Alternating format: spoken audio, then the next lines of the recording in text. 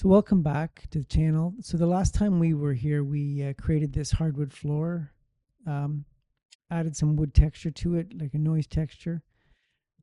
Um, so I want to do a couple things. We're going to continue to build this room out and add furniture to it and everything. But the one thing we didn't do in the last video is you can see these walls and the floor are really thin, like they're paper thin. And so I want to fix that. And so before I continue, I'm going to get organized over here in the collections. So I'm going to just rename these pieces.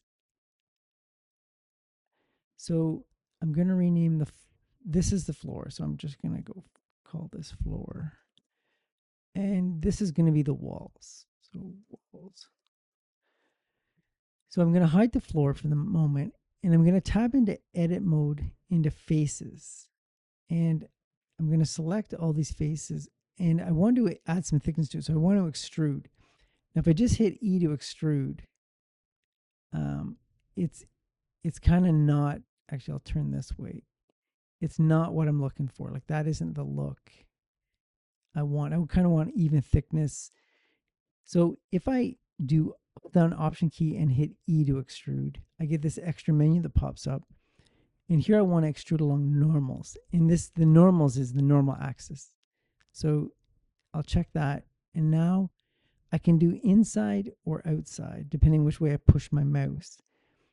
And I want to do outside because I've already got the floor. If I do inside, it's going to mess with the dimensions of the floor we've already created. So we'll do it to the outside. And I'm just doing it by eye. I think that looks pretty good.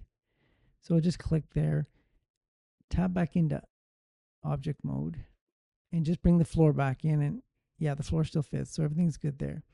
So the next thing I want to do, I'm going to hide the floor again. I'm going to tab into edit mode and faces.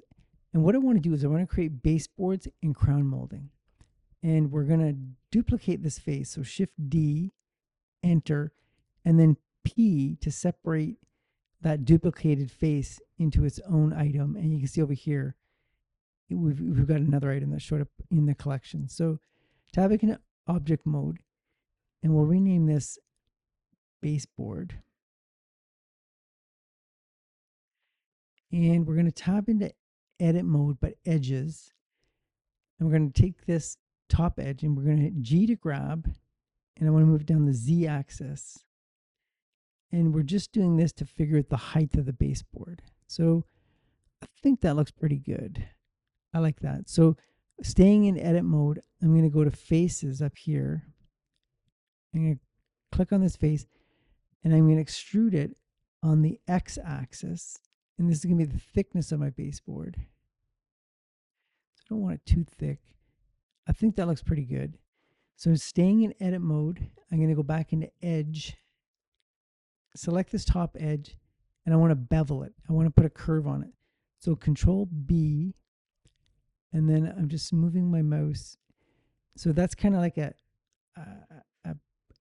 want more of a rounded bevel. So I'm going to roll my mouse wheel forward.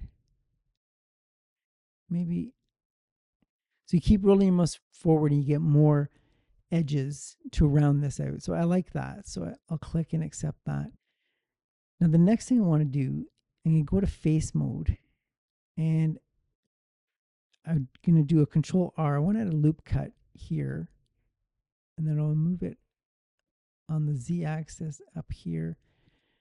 And then I'm going to add another one, Control R. I'm going to move it up the Z axis like that. So I'm going to grab this one. So G to grab on the X axis. And I kind of want to move it, trying to create like a bead, sort of that look is what I'm going for. So that's my baseboard. So I'm pretty happy with that. I think that looks good. So I'm going to tab back into object mode. So now I've got baseboard on this one wall. I need a matching one over here. So I'm going to do a Shift D to duplicate, and then I'm going to rotate it 90. I'm going to rotate it 90 degrees. Rotate it on the Z axis 90 degrees. So that's the wrong 90. So rotate Z minus 90 degrees. So And there we have two baseboards. But if you scroll into the corner here, you might not know it, but these two um, objects are overlapping. And this is the kind of stuff that would keep me awake at night. Just knowing that if I'm adding a modifier or I'm doing anything to this, adding a texture, it might not work out in this corner. So what we're going to do is we're going to use a modifier to make this cleaner. So I'm going to add a Boolean modifier, and we're going to use the union. So you get three options here. We're going to use union, and I'm going to select this. So now there's actually two baseboards here. So I'm going to apply this modifier, and I am going to delete this one. So now my baseboard is one object over here. So if I grab this, the whole thing moves. And we have a nice clean 45-degree angle here.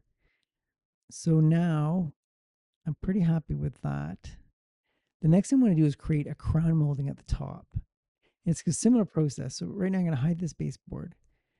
I'm going to select the walls, edit mode, faces, Shift D to duplicate, Enter P to separate. So we have another new object over here. So I'm going to tab into object mode, and I'm going to rename this crown.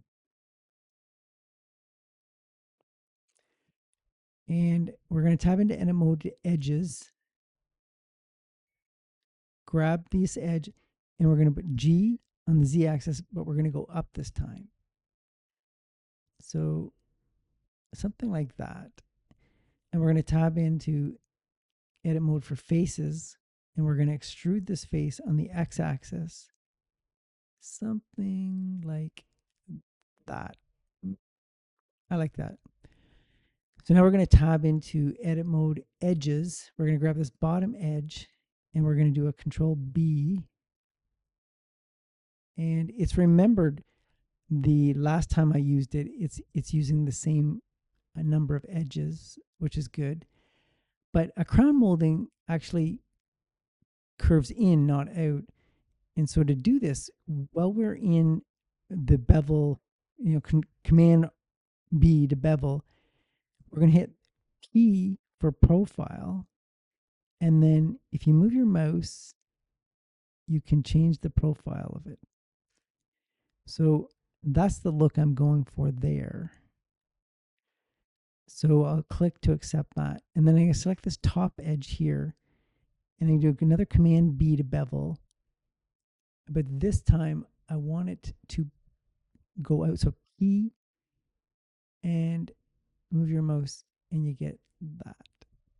So the profile, it's called P to profile. So once you do Command B to bevel, and once you've got the bevel activated, if you hit P, you can change the profile of that bevel, and with moving your mouse in or out, up or down, depending on what you're working on. But anyway, I like the look of this. So I'm going to tab into object mode. So that looks pretty good for a crown molding. So I'm going to do a Shift D to duplicate this, rotate 90 degrees. Oh, rotate on Z axis 90 degrees. So you can actually see this better here, what I was talking about with the baseboard. You can see where these are overlapping. And when you start adding textures or colors or any materials, this could pose a problem. So this is why we are going to do a Boolean modifier once again. So add generate Boolean union, and we're going to select this. I think I selected wrong. And then, no, I selected the wrong one. So we're going to select this. There we go. And we're going to apply it.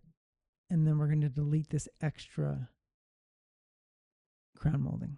So now that looks pretty good. So I'm going to add my baseboards back and my floor. But I got a little problem here with my floor and my baseboards. You can see if you scroll in here, they're kind of overlapping. So I'm going to select this baseboard. I'm going to grab it, move it up the Z axis until I get something like, see, I don't even like that. So I'm going to grab it, the Z axis. I'm just eyeing this up, but that looks pretty good. I like that. So that is how you add baseboard and trim and some thickness to your walls. So we're going to continue to build this room. The next thing we're going to do is add a window in here and some window trim. So thanks for watching. Stay tuned. If you like what you're watching, give it a like. Consider subscribing. See you in the next video.